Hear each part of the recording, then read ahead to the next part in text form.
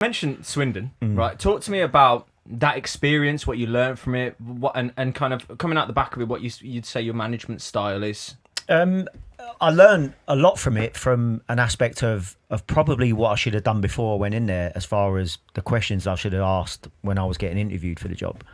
Because I was going to have meetings with the technical director and my agent and stuff like that, and I probably didn't ask enough questions about what was going on at the club. That's interesting. Yeah, absolutely. Because I was just thinking I'd missed out on some really, really decent big jobs in the Championship, and I was close. I had decent feedback from the people that I was interviewing with, and it got to the point where I hadn't been able to get back in, and it was a bit of a box ticker for some of the jobs that I was maybe losing out with. I wasn't getting sort of another interview. It was like, yeah, you're just experienced at, you've coached at a good level in the Championship, in the Champions League, in the Premier League, as an assistant, but you haven't managed at that level, so maybe you're just missing out on a little bit of the experience side. So I thought, right, well, I need to do something where they can't throw that sort of one at you, the experience one. And then when I went in there, like, as I said, we had 1 day left of the transfer window when I went in there, and they was dragging out getting the deal done. I remember thinking, what's this about? And then I think it was 2 days before I actually ended up going in that they sold 3 of their most experienced players. Right. And so I was like, what's going on here? But you know, when you're in then, like, I'm not actually signed, but going, they was like, look, we've had to do that because we feel that the way we're going to be working, and you're going to be working with younger players, and we got to build, and we got to do better. And then I remember speaking to the owner, and he was saying, look, I'll come to the training ground with you on like the first week. You tell me what changes you need at the training ground, so you can work to the best of your ability and help the players. And I remember going in on the first day, and I'd spoke to one of the analysts, and he's like, right, I want to do a presentation to the boys. And he walks me into this. So it wasn't their training ground, it's a council place, which happens a lot in League One and League Two and all that. It's no problem. I played at St Johnstone, and we would do similar. So I had no qualms about anything to do with that. But as we was walking in to set up like the projector for a presentation in this hall, there was like inflatables and slides being set up, and they went, no, sorry, you can't come in here. It's like half term. You're joking? Yeah, you can't have a meeting in here. So it was like, right, okay, no problem. I'll just have to do it on the grass, because there was nowhere inside the training ground to put like a presentation on, because the screen that was in one of this room where you would do it was too small. So I was like, you'd either have to do it back at the stadium, or like, I went, no problem, it's the first one. I'll just speak to him on the grass. Like, no worries. But I soon found out that the owner came in 2 days later, and he was like, right, there was nowhere for the staff to have a meeting, right? So you couldn't, where you'd come into the training ground, there was like, say all of us are in a room like now, so you have an analyst, couple of coaches or whatever. There's like a moving partition that is just standing there that separates where the players would then sit and have food, or where they just chill. They'd only eat. There was nothing else to do at the training ground. There's no gym. Whenever it was gym day, you'd have to drive 40 minutes to the stadium to then work out.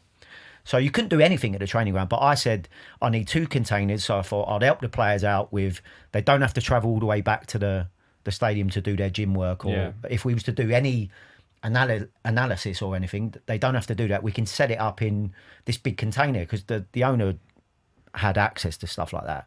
And I said, and I need a container so I can have either meetings with players, but also meetings with my staff where the players can't hear what you're talking about. Yeah. Like, they were just there. So that's that separation of where everyone is there. It's like there's nothing. So it'd be like someone talking behind that little partition.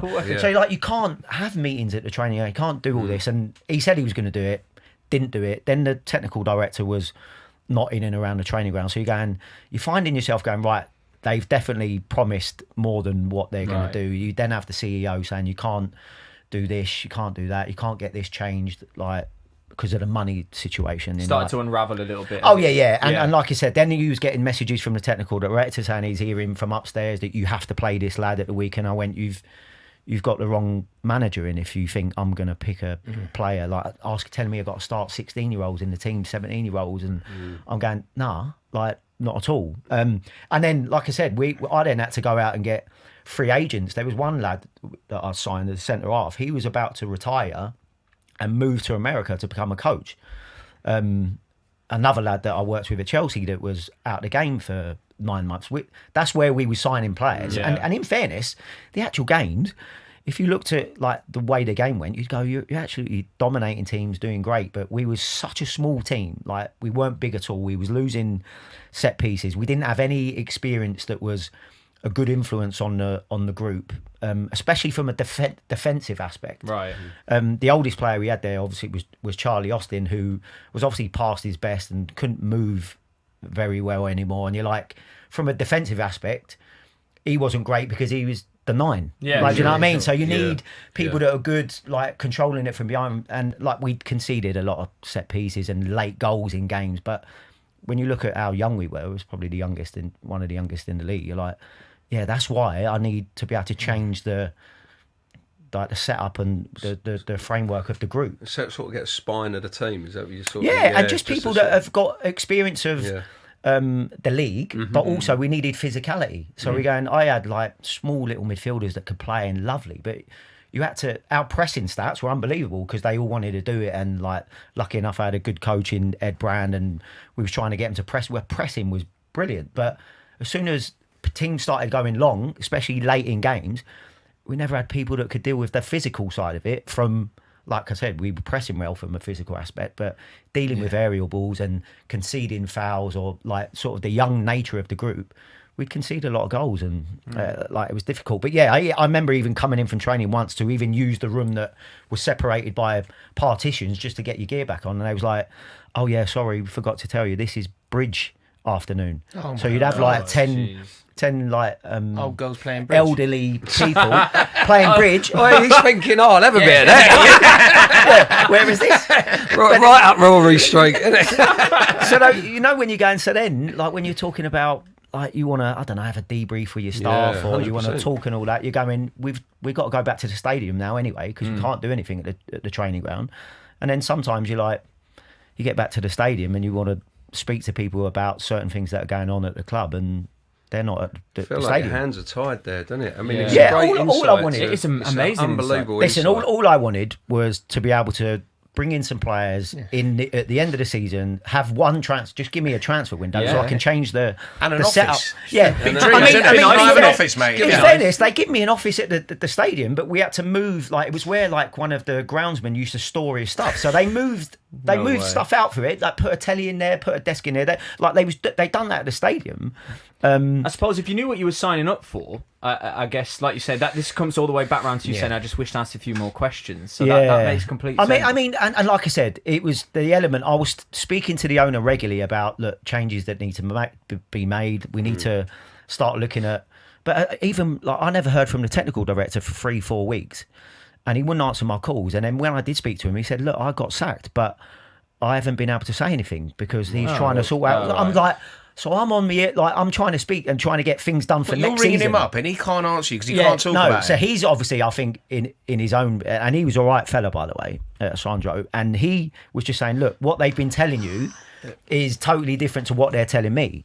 So listen, and I was speaking to the owner saying, let's get to the end of the season, let's get some players, and he was saying, look, as soon as you'll be fine, blah blah blah. And I then just said to him, look, by the way, I'm going to have a chat with Charlie Austin because he ain't going to be in my like starting 11 next year, but he was fine, okay around the place, was all right with the lads, I think, and I got on sound with him. So I didn't know whether to bring it up, but I've seen that clip as well where he seemed to think that there was something between the two. No, listen, he said I just didn't get on with him and see eye to eye. I was like, my mate sent me it, and I was like, that was news to me. I never had one cross word with Charlie Austin whole time I was there. He never said anything to me about anything.